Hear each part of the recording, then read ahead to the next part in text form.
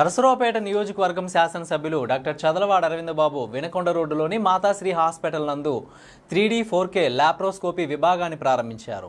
కార్యక్రమానికి విచ్చేసిన ఎమ్మెల్యే చదలవాడ అరవింద్ బాబు మరియు మున్సిపల్ చైర్మన్ నాగసరపు సుబ్బరాయ గుప్తాను హాస్పిటల్ యాజమాన్యం ఘనంగా స్వాగతించారు.